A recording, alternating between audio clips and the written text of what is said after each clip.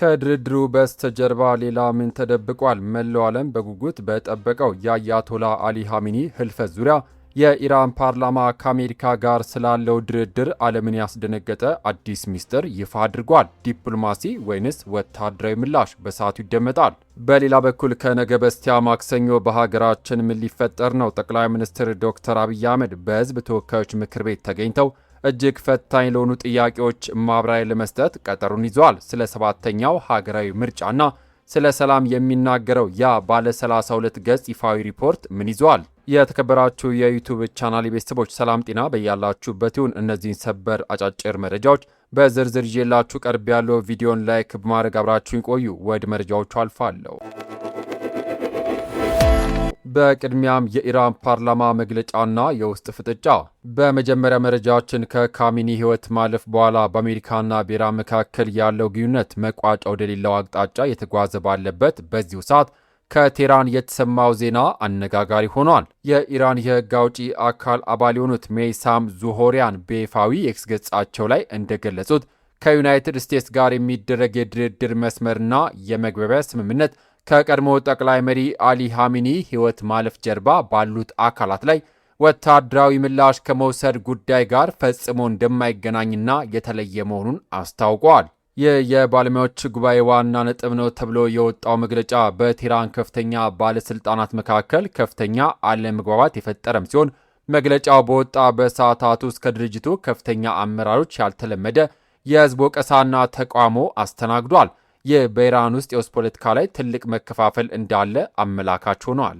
ከዓለም አቀፍ ውጥረት በቀጥታ ወደ ሀገራችን ቤት ጉዳዮች ስንመለስ መላው የፖለቲካ ኃይል ትኩረቱን ያደረገበት ትልቅ የፓርላማ ስብሰባ ይፋ ሆኗል። ቀጣዩ መረጃችን በዚህ ጉዳይ ነው። የጠቅላይ ሚኒስትር አብይ አህመድ የፓርላማ ውሎ ቀጠሮ። ጠቅላይ ሚኒስትር ዶክተር አብይ አህመድ ከነገ በስቲያ ማክሰኞ በህዝብ ተወካዮች ምክር ቤት በአካል በመገኘት የ2018 በጀት ዓመት የሥራ አፈጻጸምና የቀጣዩን ዓመት በጀት አስመልክቶ ከተሰናባቾቹ የፓርላማ አባላት ለሚነሱላቸው ጥያቄዎች ቀጥተኛ ማብራሪያና ምላሽ እንደሚሰጡ ታውቋል። የፓርላማ አባላቱ ጥያቄዎቻቸውን አስቀድመው እንዲያስገቡ የተሰጣቸው ቀነ ገደብ እስካለፈው ሰኞ እኩለ ቀን ድረስ እንደነበር ምንጮች ገልጿል።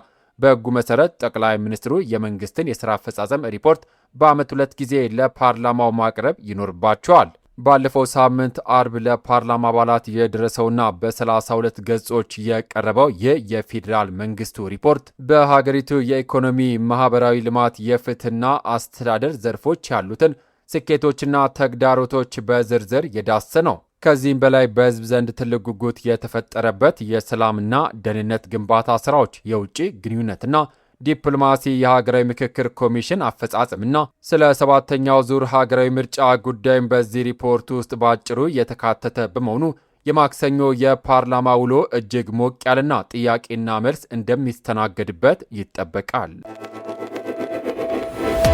ክቡራትና ክቡራን የተከበራችሁ የዩቲዩብ ቻናል ቤተሰቦች ለሰዓቱ ያስኩላችሁ ሰበር አጫጭር መረጃ እነዚህ ነበሩ። ማክሰኞ ጠቅላይ ሚኒስትር ዶክተር አብይ አህመድ በፓርላማ ተገኝተው የሚሰጡትን ሙሉ ማብራሪያ እንዲሁም የመካከለኛው ምስራቅን አዳዲስ ክስተቶች በየሰከንዱ እየተከታተልን በፍጥነት ወደ እናንተ የምናደርስ ይሆናል። መረጃዎቹ ለሌሎች እንዲደርስ ቪዲዮን አሁኑኑ ላይክና ሼር ማድረጋችሁን እንዳትረሱ። ለቻናላችን አዲስ የሆናችሁ ደግሞ በየዕለቱ የሚወጡ ትኩስና ሰበር መረጃዎች እንዳያመልጧችሁ የዩቲዩብ ቻናላችንን ሰብስክራይብ ማድረግ የደውል ምልክቷን መጫን ቤተሰብ ይሁኑ። ከሰዓታት በኋላ በሚሰሙ በሰበር መረጃዎች እስከምንገናኝ ሰላም ለሀገራችን፣ ሰላም ለመላው ዓለም ይሁን። በያለንበት የዓለም ዳርቻ ቸር እንቆይ።